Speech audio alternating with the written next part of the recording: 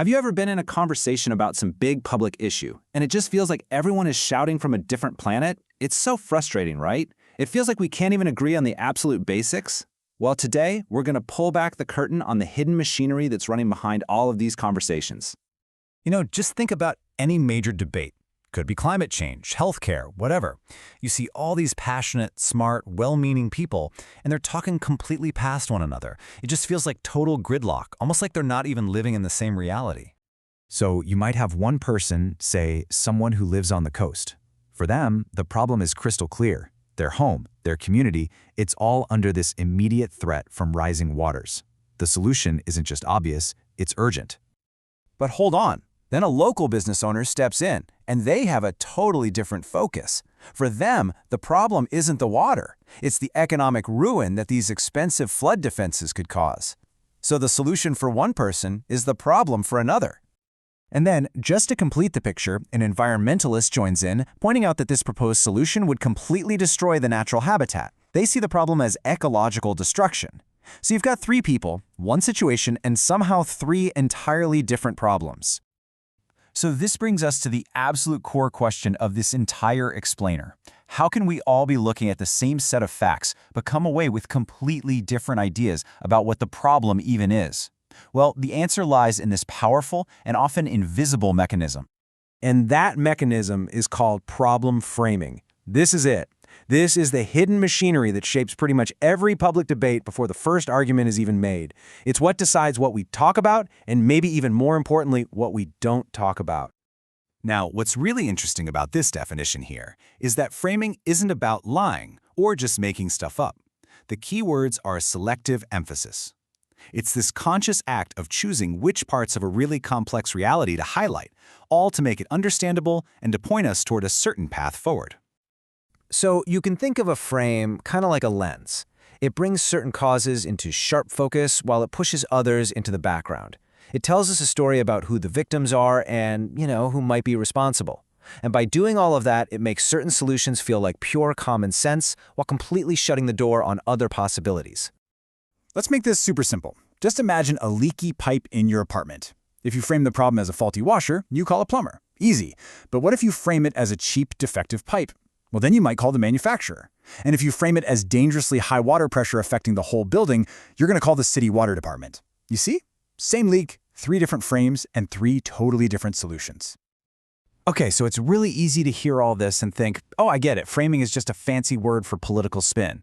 But actually, that's a huge misconception, and telling these two apart is absolutely crucial to understanding how this all works. Look, spin is all about deception, right? It's about hiding facts and trying to manipulate you. Framing, when it's done ethically, is a structured and transparent choice. It doesn't hide the alternatives. It makes the trade-offs clear. It basically says, hey, we're choosing to focus on this part of the problem, and here's why. In this quote, wow, it just brilliantly sums up the real power and the responsibility here. This is not just some academic word game.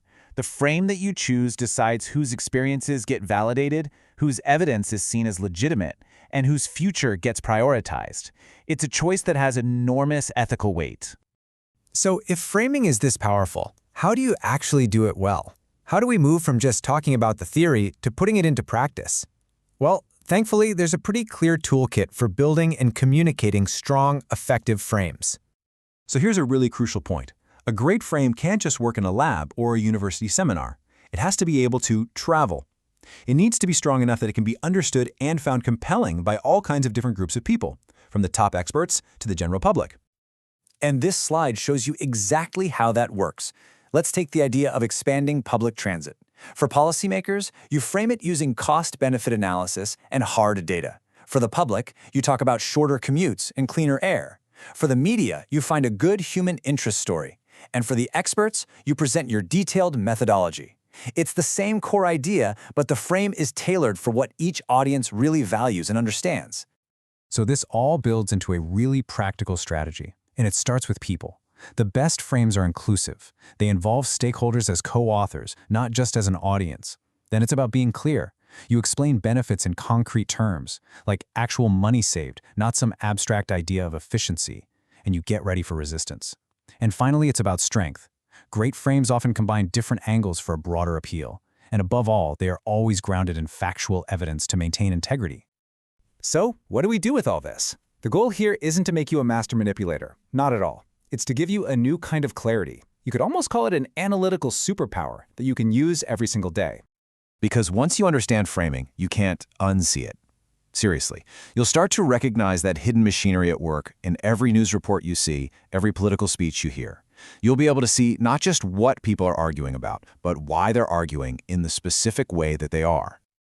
So, the next time you find yourself in one of those really frustrating conversations, or you're watching a debate on TV, just resist that urge to immediately jump in and ask who's right and who's wrong. Just pause for a second.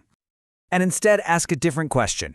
What's the frame here? What's being emphasized? What's being left out? And who benefits from that choice? That single question can transform you from a frustrated participant into a clear-eyed analyst. And trust me, that changes everything.